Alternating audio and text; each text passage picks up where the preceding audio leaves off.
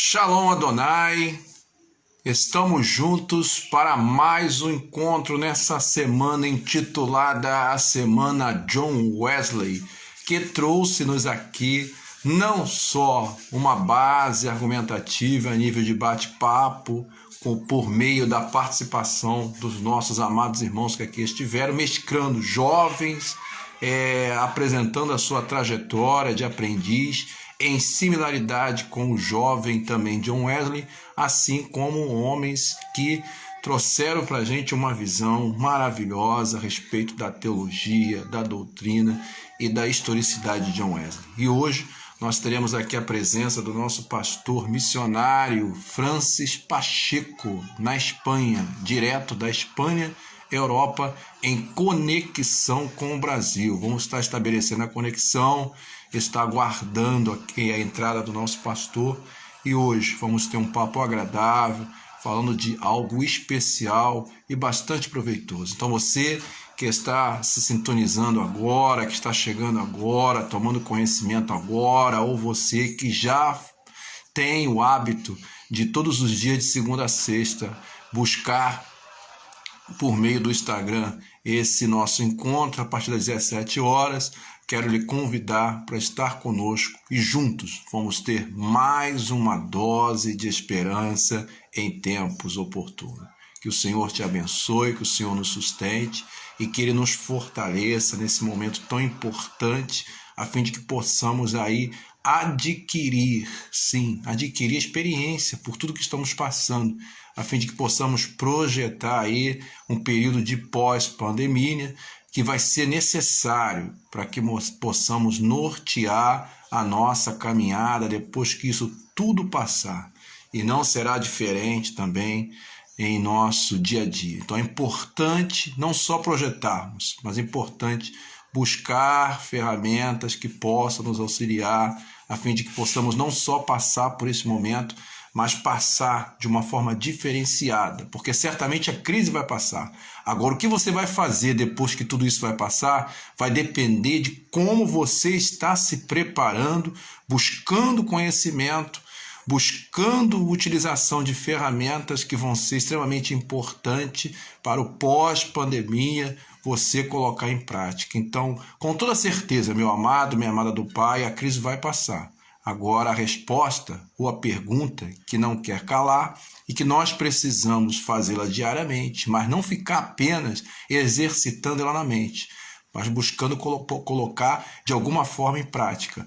O que você vai fazer? O que nós vamos fazer? Qual o direcionamento a seguir depois que tudo isso passar? Nós estamos aguardando aqui o nosso pastor que vai estar conosco, nosso pastor Francis Pacheco, pastor missionário, direto da Espanha, e vamos estar falando sobre essa visão panorâmica de missiologia partindo da Europa, partindo da Espanha, um continente europeu. E o nosso pastor tem uma visão diferenciada que vai estar nos auxiliando aqui, vamos estar conversando a respeito dessa realidade. Nós sabemos que continente diferente, cultura diferente, choque cultural, e tudo isso nosso pastor passou, vivenciando dentro do campo missionário. Agora estamos aguardando aqui a conexão do nosso pastor para que possamos estabelecer contato. Não é uma conexão fácil, não é uma conexão simples, requer uma certa paciência, requer um certo cuidado.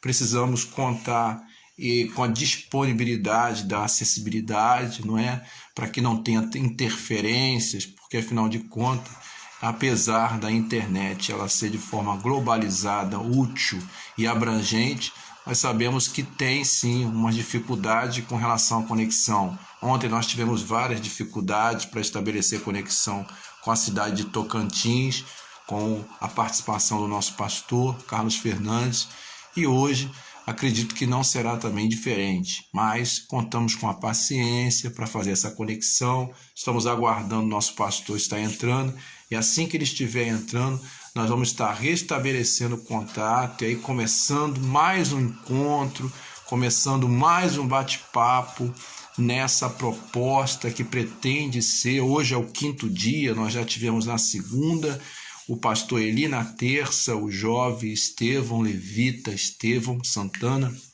Nós tivemos na quarta-feira ontem o pastor Carlos Cavalcante, missionário no estado de Tocantins, e hoje nós teremos o nosso pastor Francis Pacheco. E amanhã, encerrando a semana, o John Wesley, nós teremos o nosso pastor, doutor, professor Misael, da igreja de Petrópolis, que estará comentando a respeito da historicidade e mais alguns assuntos importantes que envolvem John Wesley, envolve a igreja do passado, do presente e a projeção para o futuro. Então você é nosso convidado para estar conosco, para que possamos aí ser edificado maravilhosamente, uma vez sendo edificado, poder edificar tantos quanto o Senhor permitir.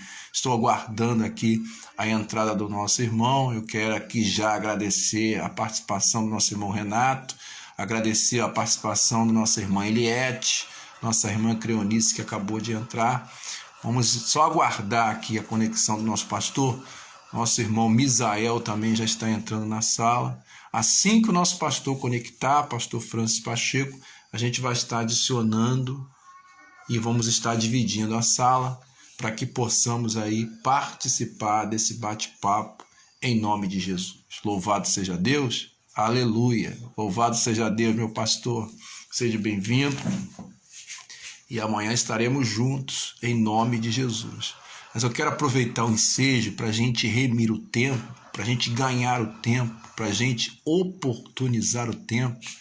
Quero convidar você para que possamos orar, não é mesmo? Vamos orar, vamos clamar ao Senhor, pedir o Santo Espírito de Deus que possa nos conduzir nossas ações, conduzir nossos pensamentos, sim, conduzir nossas palavras e até aguçar o nosso entendimento no sentido de que Ele possa nos dar o direcionamento necessário para que possamos fazer desse canal não só um canal de esperança, mas fazer deste canal também um canal que venha oportunizar momentos como esse que temos vivido aqui e através de testemunhos, através de participação de homens e mulheres que aqui já passaram, vivenciar essa realidade. O nosso pastor já entrou aqui, eu vou estar acionando o pastor Francis Pacheco, já chamamos, vamos aguardar aqui a conexão, louvado seja Deus.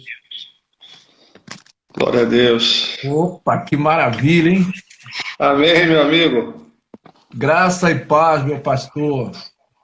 Graça e paz, querido pastor Júlio e todos os irmãos aí, em nome de Jesus. Isso, eu estava acabando de falar com os irmãos aqui que a gente requer um pouco de paciência, sabendo que a conexão, apesar dela nos garantir acessibilidade, ela nem sempre ela vem de uma forma imediata, essa conexão. Claro. Mas nós estabelecemos, ontem nós tivemos dificuldade para fazer contato com uma cidade aqui de Tocantins, no norte do Brasil, o nosso pastor Carlos Fernandes. Então demoramos bastante tempo até conseguir. E aí a gente vai aprendendo a cada vez mais manusear a ferramenta e aprendendo a ter paciência, né? A gente está acostumado, o Cricô apareceu, mas nem sempre é assim. E eu convidava os nossos irmãos, amado pastor, para a gente iniciar bem, iniciar orando, iniciar clamando ao Senhor, pedindo ao Santo Espírito que nos ajude. Eu gostaria que o irmão ficasse à vontade e que pudesse fazer essa oração a fim de entregar a Deus esse bate-papo e esse encontro. Amém. Senhor, em nome de Jesus, eu quero agradecer ao Senhor por esse dia, pela oportunidade que o Senhor nos dá, ó Deus, de estar na Tua presença, de estar diante do Teu altar. Deus querido, obrigado, Senhor, por essa conexão, por essa ferramenta, Senhor, que é a internet, e a possibilidade de, através dela, Senhor, poder comunicar com os nossos irmãos de várias partes do mundo, Senhor. Meu Deus, em nome de Jesus Cristo, eu quero te pedir que essa conversa seja proveitosa, que haja conscientização da importância, Senhor, da obra missionária, da importância, Senhor, do apoio, Senhor, da importância da contribuição. Ó Deus, mas que acima de tudo possamos pensar a Tua obra, Senhor, que possamos, ó Deus, querido, fazer a Tua vontade, em nome de Jesus. Amém. Aleluia. Glórias a Deus. Meu pastor, nós tivemos uma aula essa semana sobre missiologia, mas com foco na situação que estamos vivendo. E o irmão, o pastor, o professor trouxe justamente uma visão que muitos estão, infelizmente, assim, entrando num processo de contraditório, acreditando que não é hora de continuar a missão, pelo contrário, é hora de dar uma parada. E ele trouxe o seguinte argumento: em tempo de pandemia, sim, é hora de arregaçar a manga, é hora de usar as ferramentas disponíveis, é hora de deixar o Espírito Santo nos dar criatividade, porque é hora em que existem corações aflitos em todos os lugares do mundo. E nós estamos aqui, né, pastor? Estamos vivendo essa realidade, temos um chamado e não podemos negligenciar esse chamado. Mas diante dessa realidade introdutória, eu gostaria que o irmão ficasse à vontade para se apresentar aos nossos irmãos, fazer a sua entrada. E é mesmo por aí? É hora de arregaçar a manga? Claro que sim. Queridos, a gente está aqui na Espanha, vamos completar 4 anos. Nós somos da cidade de Petrópolis, no Rio de Janeiro. Eu, minha esposa e meu filho. A gente pastoreava uma igreja no bairro Quitandinho, em Petrópolis, um bairro conhecido, né, perto do Palácio Quitandinho. E tinha toda uma história de vida ali na cidade de Petrópolis, voltada para a comunidade ali de Petrópolis. E a gente sempre se dispôs a fazer a obra do Senhor. Interessante que a obra do Senhor, a Bíblia diz que é para pregar a tempo e fora de tempo. Então não tem tempo para pregar a palavra de Deus. É tempo e fora de tempo. Ou seja, Amém. Em pandemia, ou com pandemia, ou sem pandemia, é tempo da igreja do Senhor cumprir o ID. Jesus Cristo disse que nós deveríamos ir por todo o mundo, pregar o evangelho a toda criatura e expandir esse reino por todas as nações da terra, né? Até que pudesse vir, então, o fim. Então, na verdade, nós somos anunciadores do regresso de Cristo. Nós somos anunciadores de uma nova vida em Cristo e de uma vida eterna com o Senhor. Nesse momento de pandemia, a gente que vem do Brasil para cá teve toda a dificuldade de adaptação, a dificuldade de entender o contexto, de entender como são os espanhóis, como são os europeus. E agora, mais do que nunca, nesse momento que a gente já está aqui estabilizado nessa terra, a gente já conhece um pouquinho como pensa o europeu, a gente percebe que essa pandemia, na verdade, tem aberto portas para a igreja, né? A gente sabe que o continente europeu, que foi o continente dos grandes avivamentos, né, hoje é o continente do secularismo, é o continente da negação da existência de Deus, é o continente onde há um desprezo pelo religioso. Para vocês terem uma ideia, palavrões aqui na Espanha são relativos a questões religiosas. Então, as pessoas, para xingar umas às outras, muitas vezes xingam palavrões que têm a ver com costumes religiosos ou com objetos religiosos. Tem pessoas aqui que, para xingar numa situação muito difícil, elas xingam a Deus. E elas proferem blasfêmias contra Deus, né? Palavras ofensivas contra Deus. Então, para você ter uma ideia da negação da existência de Deus, essa negação da religiosidade. Alguém me disse um dia, pastor, não tenho nada contra o cristianismo. Ou Francis, né? Aqui, um espanhol. Eu tenho contra a igreja. Mas quando ele está se referindo à igreja, ele não está se referindo à igreja evangélica. Ele está se referindo à igreja cristã, à igreja católica, que é a igreja que eles conhecem, que é a igreja com a qual eles tiveram decepções históricas. Então, nesse momento de pandemia, através das redes sociais, através dos canais aí da mídia social, né? A gente tem a possibilidade de pregar o evangelho, a gente tem a possibilidade também de entrar na vida daqueles que sempre tiveram resistência para entrar na igreja nos últimos dias. Então, por exemplo, se eles têm dificuldade para entender o que é evangélico, e aí é um ponto, pastor Júlio, interessante de comentar com os nossos telespectadores aí, né, as pessoas que nos estão vendo, que as pessoas desconhecem o que é a igreja evangélica. Por exemplo, muitas pessoas aqui da Espanha desconhecem o que é a igreja evangélica. Elas não sabem o que é a igreja cristã protestante, o que significa, o que prega, quais são os preceitos. Então, esse tempo de pandemia é uma maneira também da gente poder ter acesso a essas pessoas de uma forma que elas não precisam entrar na igreja. Porque muitas pessoas têm vergonha de entrar na igreja. Tem pessoas que elas têm vergonha de serem vistas numa igreja evangélica. Então o que acontece? Através agora das redes sociais, dessas mídias sociais, elas podem entrar na igreja sem entrar fisicamente. Então acho que é tempo da gente pregar mais do que nunca, sabe? E dentro dessa visão, na verdade é uma visão panorâmica, né? E graças a Deus, hoje o irmão ele tem várias cosmovisões, tanto a cosmovisão aqui dentro do cenário brasileiro, o irmão tem condições hoje de fora analisar e avaliar como está hoje essa entrada também aqui no Brasil, mesmo porque a gente está sempre se comunicando, o irmão está sempre trocando informações, então é uma realidade. Mas o irmão teve o acréscimo após o choque cultural, dessa visão ampliada agora, dessa cosmovisão agora, de uma pessoa, de um missionário que está no campo, que está no continente europeu e que está, a partir desse ponto aí, tendo uma outra visão maior, uma outra cosmovisão. E aí a gente vai relacionar várias situações. O choque cultural, acredito que foi um desafio muito grande para ser vencido, e que o irmão conseguiu extrair algo daí, e até, quem sabe, pode usar como ferramenta, num momento como esse. Mas não só o choque cultural, a questão da perspectiva que o irmão abordou aí, justamente, eu estava vendo um artigo um tempo atrás que o continente europeu mesmo, e até o americano, eles estão vivendo uma fase de materialismo exacerbado, os jovens, 70% dos jovens estão se tornando materialistas, não creem nem que Jesus Cristo realmente veio ao mundo, ou que foi um personagem num contexto histórico, como um conto de ficção. Essa questão da cultura, ela de certa forma, ela conspira contra, ou ela pode ser usada também em algum momento favorável à entrada do Evangelho? Como o irmão vê nessa visão panorâmica, choque cultural, questão da cultura aí, a cultura nossa, atrapalha ou ela pode ajudar em algum momento?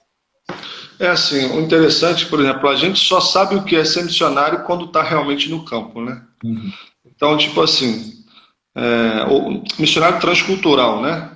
Porque a gente vem, quando chega, eu lembro que o pastor Carlos está vendo a gente, pastor Carlos, que é o pastor que desenvolveu todo o trabalho aqui, estruturou toda a igreja e fez essa ponte para a gente poder continuar o trabalho que ele desenvolveu aqui. Agora está em Teixeira de Freitas, na Bahia, voltou para a sua cidade natal e tem outros desafios, né, que é o choque cultural reverso. Mas ele sempre comentava comigo, Francis, não tem nada a ver com o Brasil, é outra história, é outra realidade. A igreja local é outra realidade, são outras formas de ver a vida. E quando a gente chega, né, inexperiente, acha que não, que a gente vai implantar a visão brasileira, que nós vamos mudar o mundo, que nós vamos evangelizar, avivar e vamos rebentar a boca do balão. Depois que a ficha cai, a gente vê o desafio que é. Então, por exemplo, quer ver uma característica? As pessoas do Brasil, o Brasil é um país evangelizado.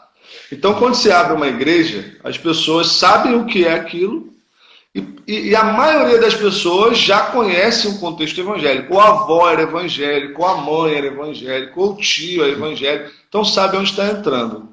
O europeu, né, ele não sabe como eu disse, não sabe o que é a igreja evangélica. Então, ele tem uma aversão ao cristianismo, como eu disse. Ele tem uma aversão aos rituais cristãos, católicos. Ele tem uma aversão à politicagem da igreja cristã ao longo da história, conhece a história, usa isso contra a igreja, então ele não sabe nem o que é a igreja evangélica. Então a gente abre uma igreja, pode abrir ali uma igreja, não vai entrar um europeu, não vai entrar pode entrar um que já tem alguma certa noção, mas o espanhol em si não vai entrar na igreja. Abrir uma igreja, deixa eu entrar e fazer uma visita, igual tem as igrejas no Brasil. Você abre uma igreja no Brasil hoje, semana que vem você já tem lá um violonista que estava afastado e estava triste com alguma coisa. Ô pastor, se quiser eu toco violão. Você tem lá um ex-pregador que ouviu que abriu uma igreja ali, mas ele estava meio desviado, teve problemas na vida e agora ele viu uma oportunidade de congregar numa igreja que abriu perto da casa dele. Aqui você não tem isso. Então aqui você tem uma resistência ao cristianismo institucionalizado E você tem uma resistência a essas igrejas que abrem, que eu não sei nem o que é isso, que a Igreja Católica chama de seita. Então, por exemplo, eu lembro que o pastor Carlos também falou num dos vídeos que ele gravou para divulgar no Brasil, falou, irmão, nós somos vistos aqui como seita e tal. E é verdade, a Igreja Católica vende a ideia de que todos aqueles que não são católicos são seita. A gente no Brasil fala muito claro, não, quem é dos mormons é da seita, é uma seita. A gente estuda em seitas e heresias, né? Os testemunhos de Jeová são seita, mas batista, metodista, wesleyano, presbiteriano, a gente sabe que não é. A visão que se passa aqui na Europa é que não, que todas essas igrejas que existem, e existem igrejas. Não é que não existem, existem algumas, mas são vistas como seita. Então o que acontece? É um ambiente ateísta, materialista, hedonista. Eu estava comentando hoje no culto com os irmãos da igreja, ou seja, a negação da existência de Deus, então a negação de que eu tenho que cumprir valores, que eu tenho que ter valores, porque se não existe Deus, então não existe cumprimento de valores, os valores são relativos. Então há também o materialismo, ou seja, a busca pelo material, pela satisfação da minha vida através dos bens materiais, que tem a ver com o hedonismo, que é a busca da satisfação do prazer de agora. Então como é que eu vou satisfazer meu prazer imediato? Daí a palavra hedonismo, né? Eu vou satisfazer através dos bens materiais, da aquisição de bens materiais, eu vou satisfazer através dos prazeres que a vida pode me dar, os prazeres sexuais, os prazeres da droga, os prazeres da bebida, os prazeres do lazer. Então você está evangelizando agora, você está pregando o evangelho, num país ou num continente onde as pessoas negam a existência de Deus, têm apego às coisas materiais, busca de prazer, e elas têm pouca necessidade. Ah, pastor, tem pobres na Espanha? Claro que tem. Tem pessoas abaixo da linha da pobreza e tal? Tem, uma pequena parcela da população tem, tanto é que o governo vai dar uma ajuda agora, vai tentar aprovar uma ajuda. Sim, mas a grande maioria, no contexto macro, no contexto geral, as pessoas não têm necessidade. As pessoas não têm necessidade da religião, como a gente tem nos países subdesenvolvidos, ou nos países em desenvolvimento, onde de alguma maneira uma pregação neopentecostal ou uma pregação triunfalista pode ser bem recebida, porque a pessoa que ela realmente quer é triunfar. Então, se eu tenho uma mensagem triunfalista, eu vou alcançar esses corações que querem triunfar através do que o capitalismo oferece. Daí tem até um livro, né, de Max Weber, que ele faz uma análise da ética protestante e o espírito do capitalismo. Então, assim, agora você está nos países desenvolvidos, onde o capitalismo já resolveu, em tese, satisfaz a maioria da população, e aí o que você prega? Você tem que pregar o evangelho da salvação em Cristo Jesus. Mas aí qual a ferramenta que você usa se você não pode usar o triunfalismo? Outra coisa, pastor, se você não pode muitas vezes usar o assistencialismo, porque se as pessoas têm pouca necessidade, você não vai fazer tantas obras assistenciais, como é que você vai alcançar essas pessoas? Então, uma das coisas que a gente percebe que deve ser usado no campo missionário é você usar estratégias de atuação na sociedade.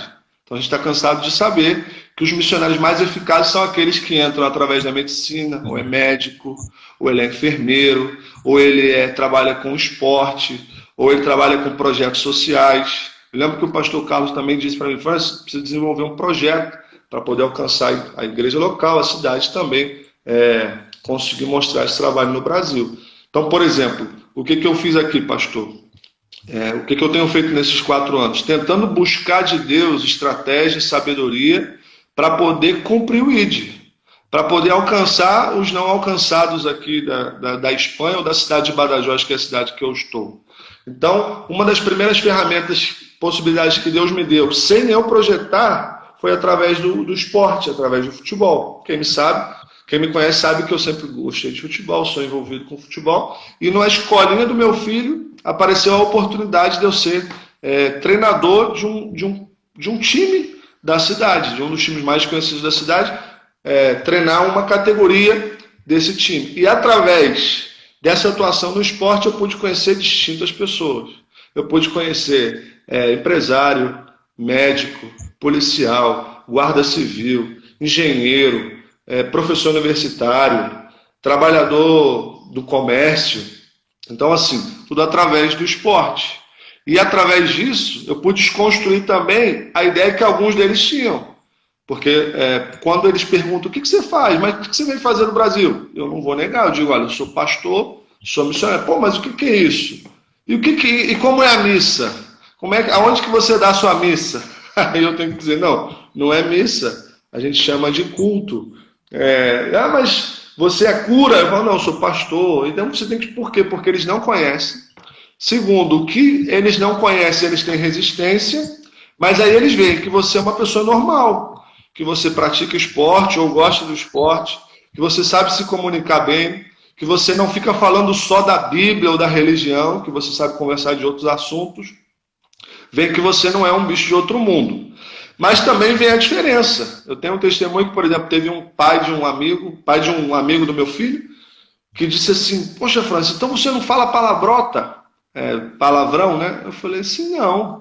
Ele falou assim, e mulher nada, você não olha para mulher na rua? Eu falei, rapaz, eu tenho minha mulher em casa, eu procuro evitar olhar para outra mulher. Tá, mas e beber? Não bebe? Eu falei, o que você faz na vida então? O cara falou, você não fala palavrão, você não olha para outras mulheres aí, você não bebe, o que você faz? Eu falei, rapaz, eu faço um monte de coisa. O que você faz? Você vai à praia? Aí ele falou, vou. Eu falei, eu também vou à praia com a minha família.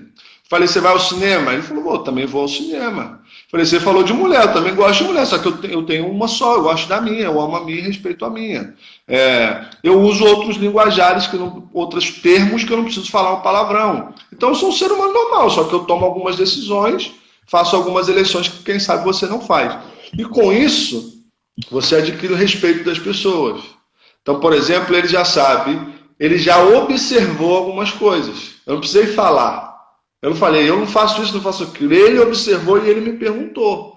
Então, você está entrando no terreno deles, na sociedade espanhola, através de uma ferramenta, que é o esporte, poderia ser medicina, poderia ser educação, poderia ser outra ferramenta profissional, mas você está levando o evangelho. Eu me lembro, ano passado, que a gente teve uma reunião de término da temporada e foi um almoço num restaurante, um restaurante lotado. A gente pôs aquelas mesas assim, mais de 20 pessoas da nossa mesa, sem contar outras tantas.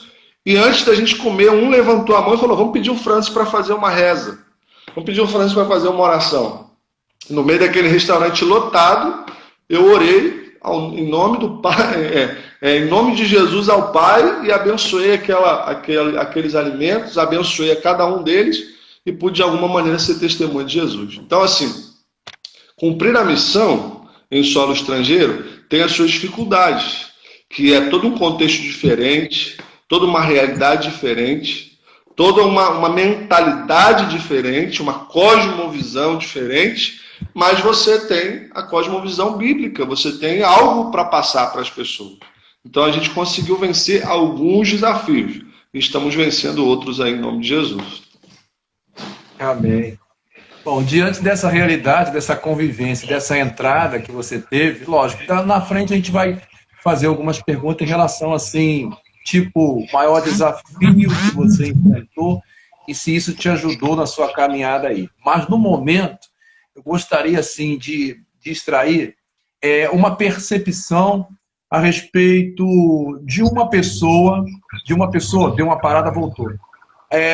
A sua percepção a respeito de um espanhol que você encontrou e que você acompanhou, que você ajudou a ministrar e acompanhou o processo de conversão deles, se isso aconteceu, e de que forma esse espanhol ele acaba reagindo depois que ele se abre para a palavra, depois que ele se torna um adepto, de que forma que acontece essa transformação, que às vezes a gente fica cercado de mito, como é que vai ser lá a reação dele, o jeito dele, de que forma isso se deu, ou tem se dado?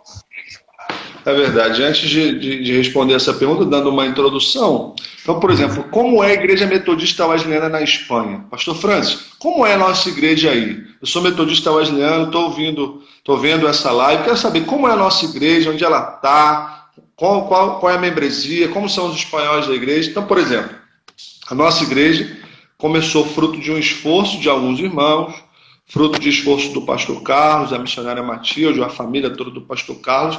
Ela se desenvolveu ao longo de 9, 10 anos, fazendo reuniões nos lares, através do GECEL, alcançando imigrantes, principalmente que já viviam na cidade ou que foram ganhos através da obra e do esforço dos missionários que aqui estavam antes de nós. Então a nossa igreja hoje ela é composta de 9 nacionalidades. Então nós temos na nossa igreja hoje irmãos peruanos, bolivianos, cubanos, hondurenhos, salvadorenhos, nicaragüenses, brasileiros, portugueses e espanhóis. Então é uma riqueza cultural muito grande. Esse grupo a gente tem dentro da nossa igreja. A convivência nem sempre é fácil. Eu dou sempre o exemplo de um churrasco que a gente fez aqui, pastor. E cada um queria cortar a carne do churrasco ou queria temperar a carne na maneira do seu país. Eu disse, irmão, se o boliviano quiser comer o churrasco igual da Bolívia, o peruano quiser comer o churrasco igual que faz no Peru, o outro quiser comer... Rapaz, nós vamos sair daqui hoje, então vamos botar uma ordem aqui, vamos fazer o churrasco, pelo menos igual fazem os espanhóis. Mas cada um tem a saudade do seu país, ou quer temperar a carne à sua maneira. Eu lembro que naquele dia eu fiquei bastante estressado nesse churrasco. E aí, a partir disso, a partir dessa base da igreja, tem uma grande parte de brasileiros, tem alguns portugueses, você tem outros latinos, você tem os espanhóis. O que acontece? Os espanhóis eles têm dificuldade de adaptação na igreja local. Por quê? Porque a maioria das igrejas, não é a nossa igreja, a maioria das igrejas europeias são constituídas com base latina. Então os latinos vêm trabalhar, eles vêm buscar a vida. Na Espanha tem muitos latinos de língua castelhana, né, pela colonização, pela história toda, pela facilidade de estar. E em Portugal tem muitos brasileiros. Então, os latinos sustentam a igreja com a sua presença, com o seu trabalho, com a sua contribuição, e os espanhóis vão se achegando. Mas, por exemplo, os espanhóis chegam sempre assim, se alguém convida, ou um chefe seu, um patrão seu para vir, ou um amigo, ou uma coisa assim, para mim, eles entram com alguma resistência, porque percebem que é um ambiente que tem muitos imigrantes e tal. Eu tenho uma experiência que vai fazer 2 anos, que é uma pessoa que eu tenho o privilégio de poder estar acompanhando todo esse desenvolvimento dela, e ela é espanhola. Ela é uma professora aposentada, foi professora de inglês, de espanhol, foi professora de primária também, e ela ia de vez em quando numa outra igreja, mas ficou longe para ela ir, e ela, passando vendo a nossa igreja, que é próxima à sua casa, entrou. Eu me lembro que quando ela entrou na igreja, ela sentava no último banco, com a cara assim meio de assustada e tal. Eu me lembro que acabou o culto, eu fui cumprimentá-la, falar com ela, e ela se sentiu bem. Passou alguns dias, voltou à igreja, a gente também recebeu bem, deu uma palavra, um abraço e tal. E um belo dia eu encontrei com essa mulher na rua. Percebam que na igreja eu dei atenção, dei um carinho, dei uma palavra para ela, mas o que fez a diferença foi eu falar com ela na rua. Eu me lembro que nesse dia ela estava com a cara um pouco triste, conversando com uma outra espanhola, uma outra senhora, e eu passei e disse, olá, como estás? Que passa? Como está lá a família? E ela dizendo, meu marido está enfermo, não sei o que. Eu falei, não fica assim não, Jesus te ama, vai te abençoar, tal, falando com ela em espanhol, claro. E aquilo marcou a vida dela. E ela disse, olha, ele é o pastor da igreja, ela explicando já para outra amiga e tal. E desde esse dia, eu parei com ela na rua. Ela já tinha ido na igreja 2 vezes e não tinha ficado ali, permanecido. Essa mulher nunca mais deixou de vir na igreja. Nunca mais. Ela disse, pastor, aquele dia que o senhor parou, me deu atenção na rua, me deu uma palavra, isso marcou a minha vida. E ela passou a frequentar os cultos de oração na quinta-feira, passou a frequentar a escola dominical no domingo, o culto. Não demorou 4 meses, mais ou menos, ela se prontificou a fazer a classe de batismo, e eu pude prepará-la para a classe do batismo, que foi ano passado, e logo depois dela veio um outro espanhol também, passou a frequentar a nossa igreja, também recebeu atenção, e ano passado eu fiz um batismo, o ano inteiro eu só fiz um batismo, e nesse batismo eu batizei 2 espanhóis. Foram os primeiros espanhóis que eu batizei, E, para a glória de Deus, foram 2 espanhóis que eu tive a oportunidade de acompanhá-los. Tive a oportunidade de fazer esse contato com eles, de discipulá-los. Eu lembro que ela fazia um monte de pergunta. E, pelo incrível que pareça, ela conhece mais de Bíblia, mesmo porque ela era católica e participava dos grupos estudantis da Igreja Católica. Ela conhece mais de Bíblia do que alguns membros que eu tenho aqui na igreja. E hoje, essa irmã foi batizada junto com outro irmão também. Ela é a primeira a estar no culto de oração. Chega juntinha comigo, se não chegar antes. Ela é a primeira a estar no GCEL, porque o nosso GCEL aqui a gente faz cada semana na casa de uma pessoa diferente. Porque as pessoas não têm disponibilidade para ter um GCEL fixo na sua casa. Então eu tenho que me desdobrar e cada semana ir ministrar na casa de uma pessoa o GCEL e tal. Ela vai comigo em todos os GCELs. Todos, não falta um. Não falta um culto de oração. É a primeira a chegar na escola dominical. É a primeira a contribuir para a manutenção da obra do Senhor e como sinal de sua fidelidade. Então, assim, é uma das pessoas mais assíduas. Nesse tempo agora de confinamento, ela toca a campainha da minha casa. Pastor, olha só, estou aqui, quero ajudar, então, o senhor está precisando de alguma coisa, o senhor sabe de algum irmão que está precisando de alguma coisa? Olha, pastor, já falei com Jesus a 3 pessoas aqui da rua. Agora eu vou lá na prefeitura levar um documento lá para o prefeito e uma sugestão lá para o prefeito. É uma das pessoas mais ativas da igreja. Às vezes ela me constrange. Às vezes ela me constrange. Às vezes eu fico constrangido e falo, Senhor, essa mulher está fazendo mais que eu quase. Então, assim, é uma fruto do nosso trabalho e uma pessoa que é apaixonada por Jesus, sabe? E hoje, 1 ano e pouco depois, ela já está trabalhando no conselho missionário da nossa igreja. Hoje ela já apresenta os outros países, ela já ajuda a orar por outros países e é uma futura professora de escola dominical. Então, assim, é difícil? É. As pessoas são fechadas? São. Mas não é tudo isso também que as pessoas dizem. Ah, que o europeu é arrogante, que o espanhol é grosso, o espanhol é muito direto. Sim, também tem brasileiros que são grosseiros e também tem brasileiros que são muito diretos. Também tem brasileiros que são muito difíceis.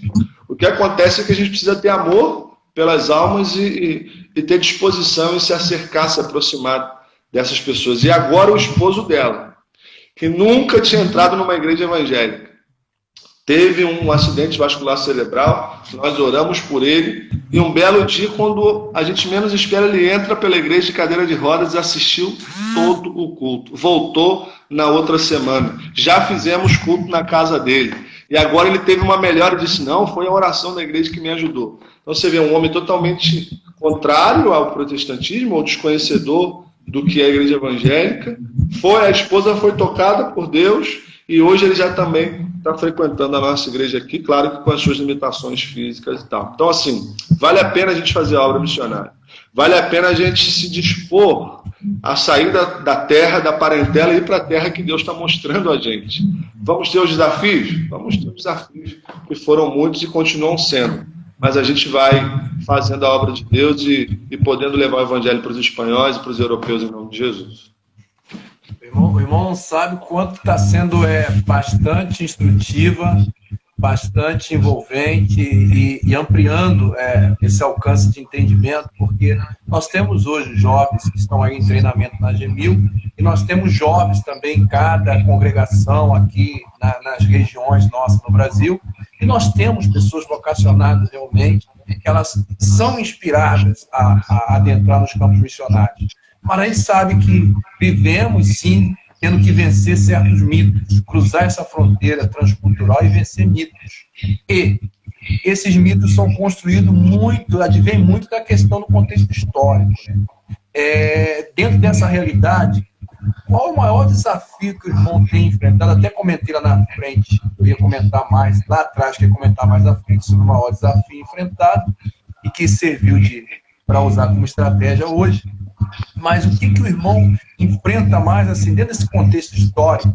Sabe que envolve o contexto histórico da igreja, que realmente deixou marcas, mas qual é o argumento que o irmão mais tem enfrentado e que, de certa forma, sutil, tem tido que combater dentro desse contexto histórico? Aquilo, toda vez que o irmão vai tocar no assunto, e as pessoas já usam até como ferramenta para se defender, é uma autodefesa que eles usam dentro desse contexto histórico da igreja. É assim, uma das coisas que eles falam, isso já numa conversa com um espanhol também, ele é taxista e frequenta os grupos, frequenta as atividades da igreja, né? Não frequenta a igreja, apesar de ter vindo no culto de Natal aqui na igreja e participado. Uma das coisas que ele disse é que a igreja, ela é usada para aqueles que de alguma maneira têm medo.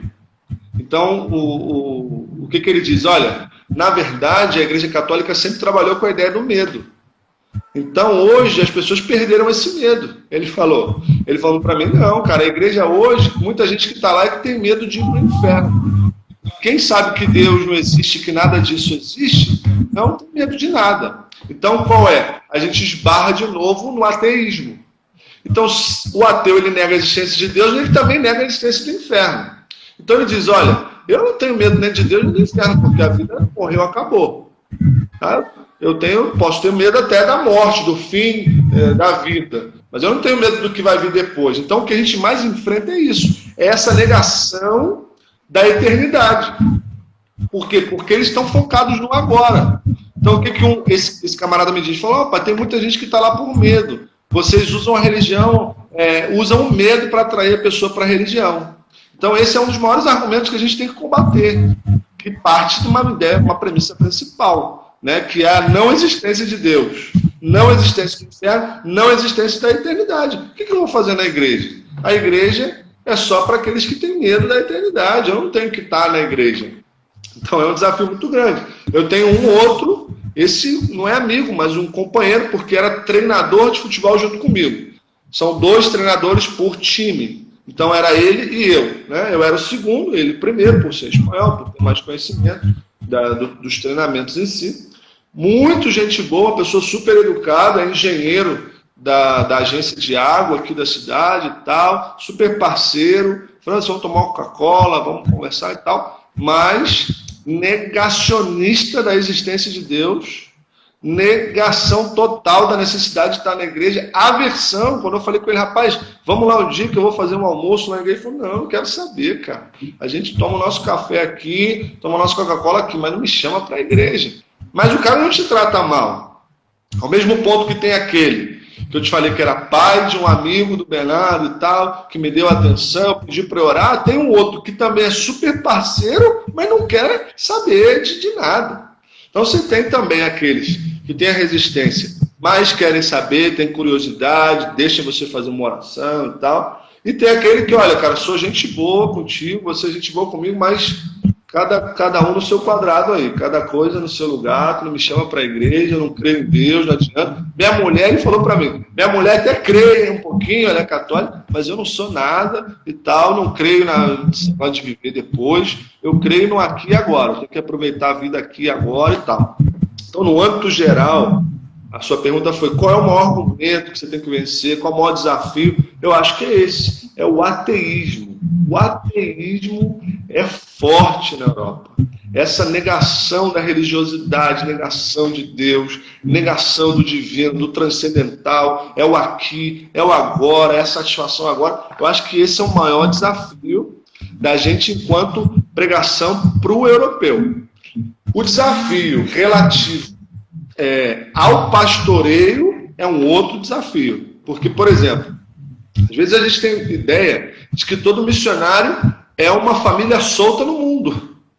Existem missionários que eles estão desbravando um território. Então, por exemplo, a gente tem aqui, na Espanha, não tem só a igreja de Badajoz. Nós temos a igreja temos uma missionária e um missionário em Sevilha. A missionária Matildes e o seu esposo. Então eles estão em Sevilha. Eles já estiveram aqui na igreja de Badajoz há alguns anos. Agora eles foram para Sevilha. Começar um trabalho do nada. É outro desafio. Então eles estão ali, vivendo dentro de, na sua casa, alugaram uma casa, tiveram que pagar não sei quantos aluguéis adiantados para poder conseguir alugar essa casa. Estão frequentando uma outra denominação que já existe lá, dando um apoio, mas orando e pedindo a Deus sabedoria para poder começar um novo trabalho em Sevilha. É um estilo de missionário. É aquele que está desbravando um território que não existe uma igreja. E temos nós, que éramos pastores no Brasil, estamos pastoreando uma igreja e também pregando para aqueles que não são crentes. Então não posso dizer que um desafio é maior do que o outro, mas são desafios diferentes. Por exemplo, nós somos aqui representantes da Igreja Metodista Wesleyana na Espanha. Nós temos a nossa igreja em Portugal, onde está o bispo regional, onde tem 4 distritos, onde tem 4 igrejas por distrito, tem umas 16 igrejas, umas 14 igrejas, tem reuniões citais, eventos regionais, mas na Espanha nós somos uma igreja.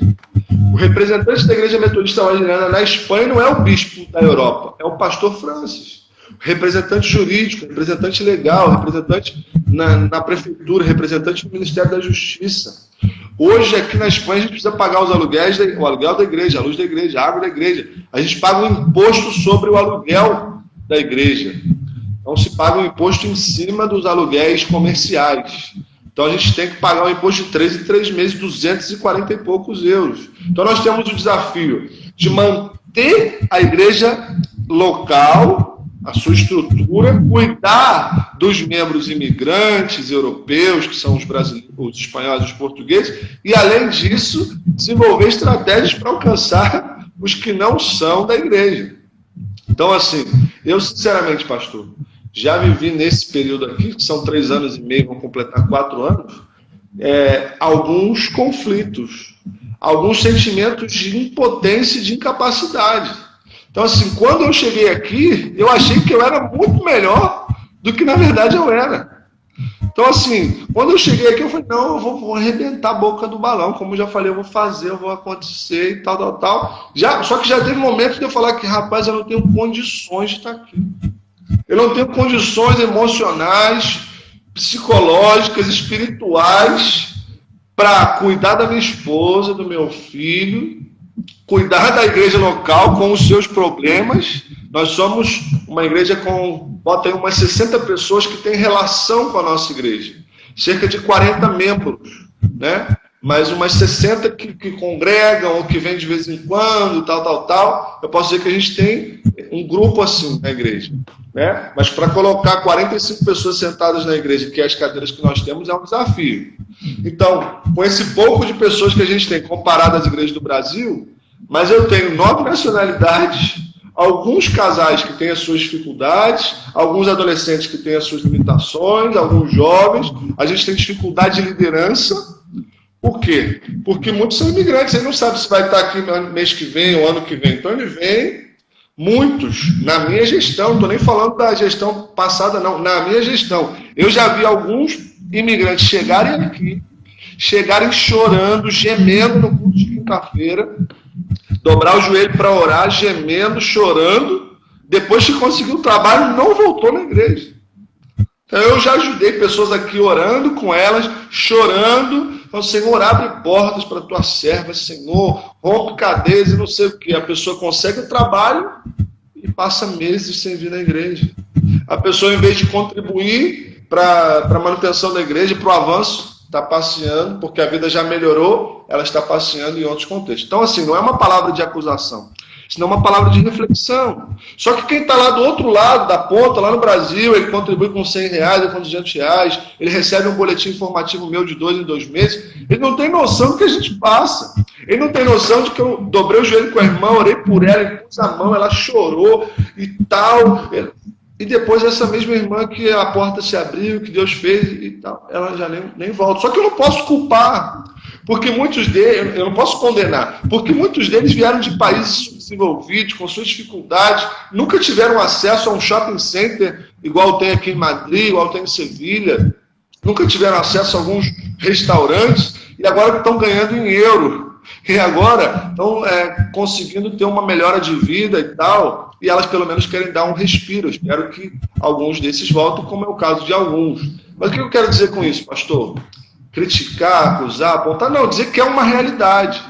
De uma família missionária que deixa o seu trabalho. Eu tinha uma empresa há 10 anos no Brasil, eu era professor de uma escola metodista em Petrópolis, eu era pastor de uma igreja, eu recebia como pastor, recebia como professor, recebia como empresário, eu vendia a empresa, eu entreguei o trabalho na escola, eu preparei a igreja para o outro pastor assumir, eu vim para cá com o dinheirinho para comprar um carrinho para poder me locomover e a roupa do corpo, e vivo pelas adoções missionárias dos irmãos que contribuem conosco no Brasil. A igreja local aqui não me paga salário, ela consegue pagar com muito esforço o meu aluguel. E tudo o demais que eu preciso vem da nossa adoção missionária. Então eu tenho que pensar nisso, no meu sustento. Eu tenho que pensar em como está minha esposa, como está o meu filho na escola, que veio para cá com 5 anos, que muita gente falou, quero voltar para o Brasil, papai, eu prefiro a escola do Brasil, que a escola do Brasil é mais fácil.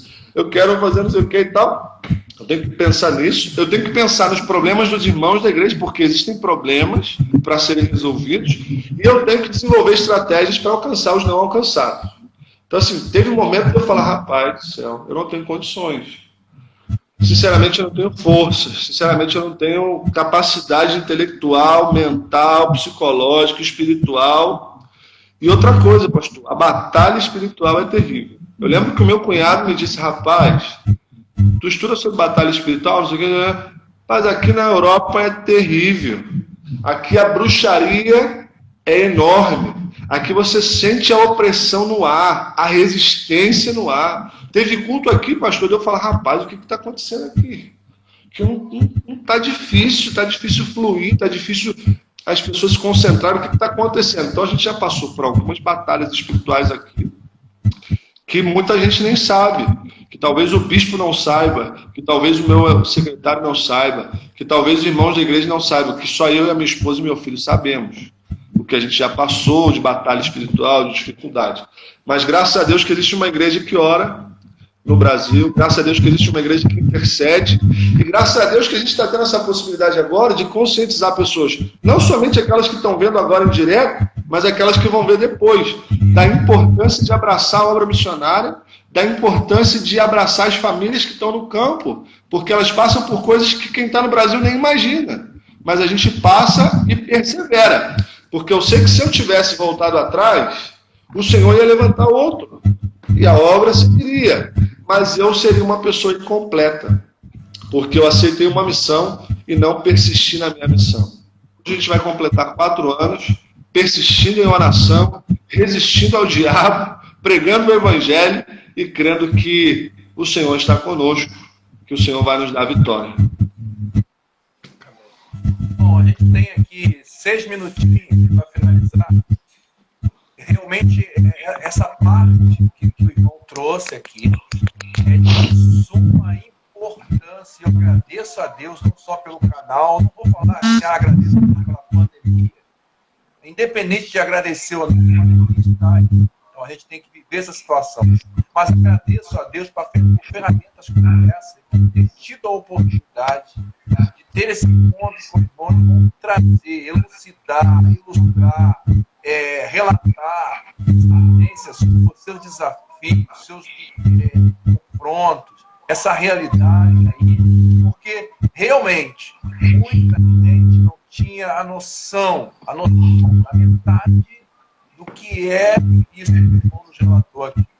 Mas eu creio que os irmãos também nutrem em seu coração perspectiva, assim como eu creio que o irmão tem encontrado aí uma mensagem que ela tem uma maior entrada, todas são importantes, mas aquela mensagem que tem encontrado uma entrada nos corações desse seu rebanho, tem encontrado perspectiva, ou melhor, tem perspectiva de futuro.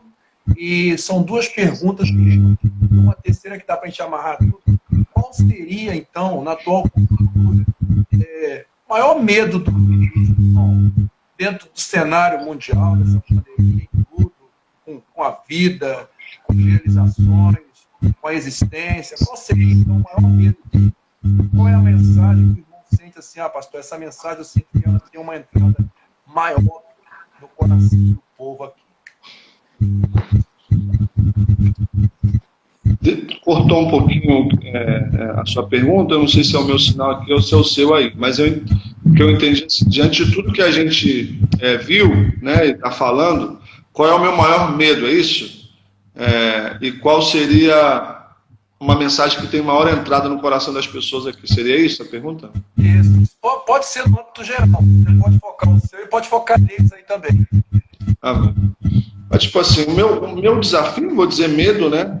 O meu receio a cada dia é que as pessoas no Brasil, principalmente aqueles que contribuem com a obra missionária, ou aqueles que investem em missões, ou que se preocupam com missões, que eles se sintam tão afetados pela pandemia, ou tão afetados pela crise, e eles comecem a dizer que não é o momento de fazer missão, ou que não é o momento de, por exemplo, manter um missionário na Europa. Eu já ouvi muito isso, sabe, pastor? Tipo assim, eu te confesso que eu também tinha algumas ideias assim, alguns questionamentos. Porque a gente tem a tendência de achar que a obra missionária é uma obra de caridade. Eu falei isso com alguém, acho que foi ontem. Então, tipo assim, a gente precisa então fazer missão na África, a gente precisa fazer missão na América Latina, e o europeu não precisa de missão. A gente não tem... Eu ouvi um pastor falou para mim, rapaz, eu vou pagar para missionário ficar passeando na Europa. Então, assim, um pastor amigo meu me perguntou em tom de brincadeira, mas toda brincadeira às vezes tem um fundinho de verdade, se eu já tinha ido ver um jogo do Real Madrid ou do Barcelona. Como se também fosse uma coisa absurda. Porque ver um jogo do Real Madrid e do Barcelona, para quem está no Brasil, é uma coisa impossível. Para a gente que está aqui, não é tão impossível assim. Mas eu disse para ele que não tinha ido no Barcelona, principalmente porque é muito longe.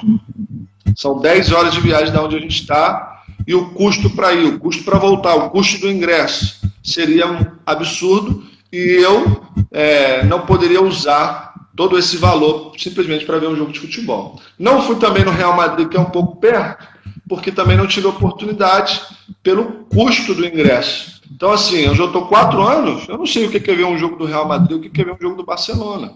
Eu estou aqui 4 anos, eu não sei o que é ir a Paris, eu não sei o que é ir a outros lugares aí. Eu sei o que é pagar as minhas despesas, comer de vez em quando um lanchezinho ali na quarta-feira, que é €1, é mais barato, claro, que de vez em quando eu tento dar à minha família um momento de lazer. Mas o meu medo, meu receio é que as pessoas não compreendam o que é a missão em solo europeu. Não compreendam o que é a missão em todo o mundo. Porque a evangelização não é só para os pobres.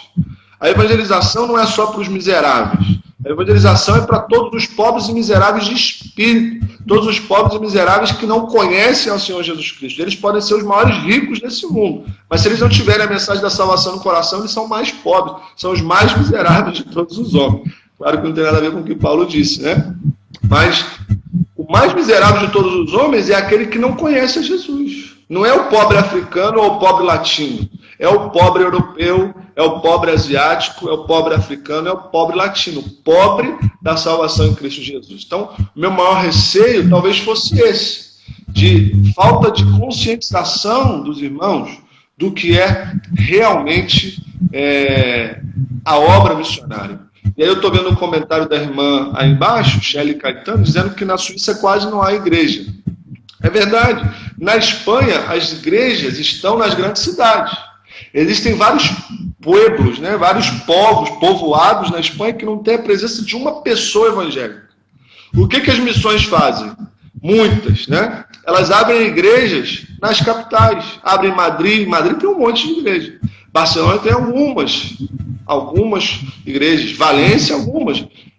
E aí você pega povoados aqui próximos ao nosso que não tem igreja. Então você vê assim, você precisa fazer, você quer ser missionário, você tem um chamado missionário, rapaz, a Espanha está te esperando. A Espanha está cheia de povoados, cheia de cidades que não tem presença evangélica de nenhuma pessoa. Nós temos a Jocum aqui em Cáceres, que distribui Bíblias em vários povoados, que não tem uma presença de uma pessoa evangélica. Não é uma igreja, não. Não tem uma pessoa evangélica em vários povoados da Espanha. Então nós temos um país inteiro para ser ganho. Só que o trabalho começa nas capitais e vai depois para os povoados. A nossa igreja está na capital de uma província, né, de uma comunidade autônoma, de uma província. Mas nós não temos uma igreja metodista wesleyana na capital. Nós estamos fora da capital, claro, que é Madrid. Nós não estamos em Barcelona, mas também temos que chegar em Madrid, temos que chegar em Barcelona, temos que chegar em um monte de lugar. Então, assim, se eu for parar para pensar no desafio que eu tenho pela frente, ou que a nossa denominação tem pela frente, ou que os evangélicos têm pela frente, eu não durmo direito. Mas eu creio que o Senhor vai nos abençoar. E a maior mensagem, a maior forma de alcançar os corações aqui é mostrando para as pessoas que o evangelho é aquele que entra em qualquer esfera da sociedade. Que o evangelho é aquele que rompe todas e quaisquer cadeias que possam existir. E que os evangélicos são pessoas normais como elas, mas que tem a mensagem da salvação para alcançar os seus corações. Aleluia. Amém. 10 segundos a gente vai acabar a live aqui. Eu quero Amém. agradecer a sua participação e a gente vai estar agendando um novo bate-papo no nome de Jesus. Amém. Amém, querido.